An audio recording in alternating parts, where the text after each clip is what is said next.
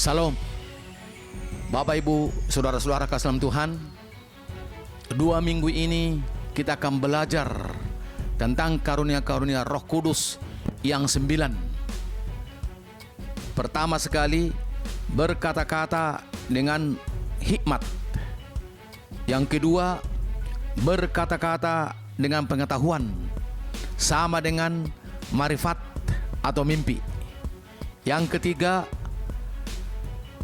karunia iman. Yang keempat, kesembuhan. Yang kelima, mujizat. Yang keenam, bernubuat. Yang ketujuh, membedakan bermacam-macam roh. Yang kedelapan, berkata-kata dalam bahasa roh. Yang kesembilan, menafsirkan bahasa roh itu. Amin. Salam, saudara-saudara kekasih dalam Tuhan. Siang hari ini kita akan mendengar firman Tuhan, yaitu karunia-karunia Roh Kudus. Sekarang yang kedua.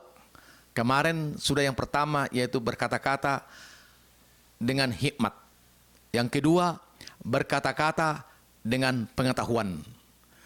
Di dalam perjanjian baru, terjemahan baru, berkata-kata dengan pengetahuan. Tapi dalam terjemahan lama, bahwa berkata-kata dengan pengetahuan itu sama dengan marifat. Apa itu marifat? Yaitu penglihatan, mimpi, dan seterusnya. Saya akan bacakan dulu 1 Korintus pasal 12 ayat 8.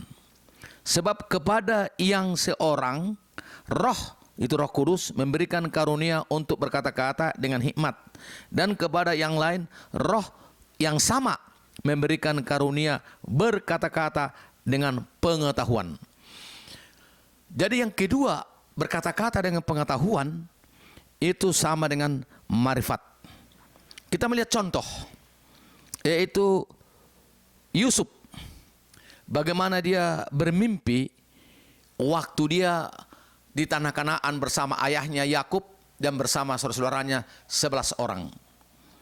Memang Yusuf ini anak yang paling dikasihi oleh Yakub. Malahan dia anak yang bontot yang kedua, adiknya Benyamin. Dia yang kedua yang bontot.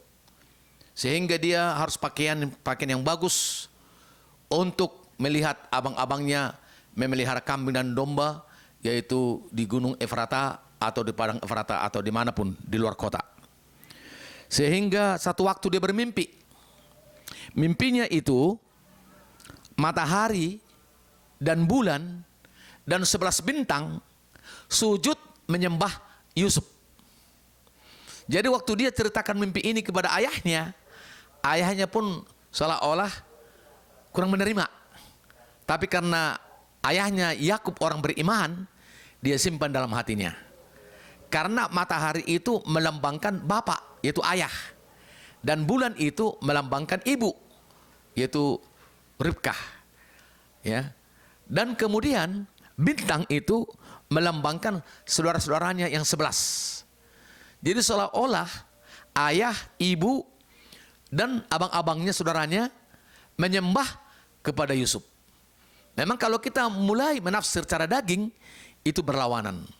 Sehingga oleh karena abangnya marah besar kepada adiknya Yusuf ini, sehingga waktu di Padang Efrata, maka tiba-tiba bermufakatlah abang-abangnya ini, Ruben, Simon, Yehuda, dan yang lain, supaya Yusuf dibunuh. Tapi ada yang bilang jangan dibunuh, kasihan, tapi dijuallah. Sehingga ada yang bilang dibuang dulu ke sumur yang tidak ada airnya. Sudah dibuang ke sumur, tiba-tiba datanglah orang pedagang, yaitu orang Mesir, ketepatan lewat, sehingga dijuallah Yusuf ini kepada keluarga Potifar, yaitu orang pedagang dari Mesir. Cara singkatnya, maka sampai di Mesir, dia menjadi kerja di rumah Potifar. Potifar ini yaitu pegawai istana Raja Firaun. Dan kemudian tiba-tiba istrinya Potifar maaf kata, dia diganggu kenajisan, sehingga digoda terus berkali-kali Yusuf supaya mau seperti suami istri. Tapi Yusuf berkata, semua memang diserahkan suamimu Potifar kepada saya di rumah ini, pembantu kerja dan semua, hanya istri tidak bisa. Sehingga Yusuf menjaga kekudusannya.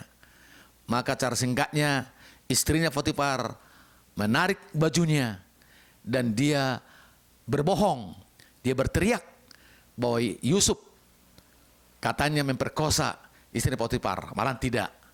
Cara singkatnya, datanglah suaminya itu Potifar, diberitahulah bahwa orang Ibrani ini udah mau berselingkuh dengan saya, mau memperkosa saya, katanya. Maka dengan sendirinya, dengan bohong istrinya itu, masuklah Yusuf ke penjara.